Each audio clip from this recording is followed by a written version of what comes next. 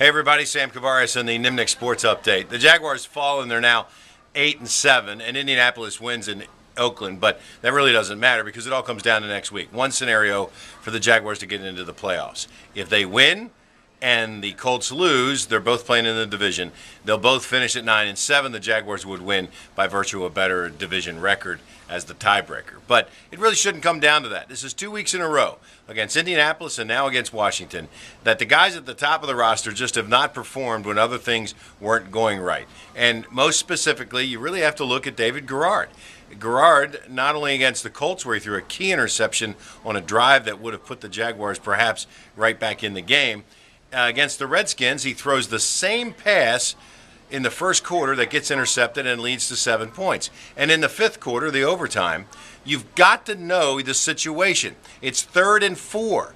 If the ball cannot be completed easily, you've either got to eat it or you got to throw it out of bounds, because any other scenario, and in this case an interception, leads to the end of the game. 3 plays later, Graham Gano comes in and kicks it. I asked Garrard about that in the locker room in the game, and he said, try to make a play. And I said, well, did you think maybe a different scenario in the overtime, that maybe it's not the time to try to fit it in there? And he goes, look, you got to really try to make plays in order to win in this league.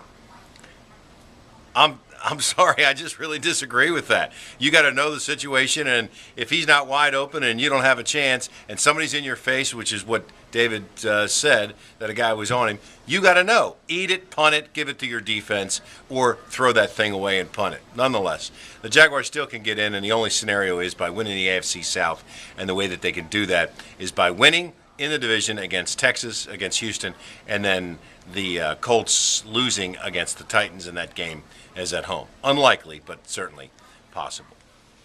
Also, Florida State is in Atlanta. They'll play in the Chick-fil-A Bowl coming up against South Carolina. And Christian Ponder did practice yesterday, so that's good news for Seminole fans. In addition to that, both Mississippi State and Michigan are in town for the Gator Bowl. Rich Rodriguez has opened practice yesterday, and he'll open it on the 29th.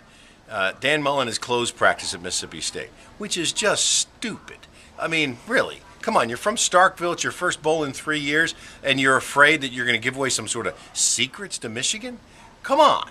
This is a bowl game. It's supposed to be a reward. You should want people to know everything you can possibly know about your program, and instead, you're going into a hole and hiding? It doesn't make any sense at all. In fact, it's so nonsensical, it's laughable. We'll talk more about that as the week goes on. Big bowl season, obviously, coming up here in the next 2 weeks. I'm Sam Kouvaris. That's the Nimnik Sports Update. We'll be streaming live at 1010xl.com every day from 10 to 11:30, and also during the newscasts at news4jax.com.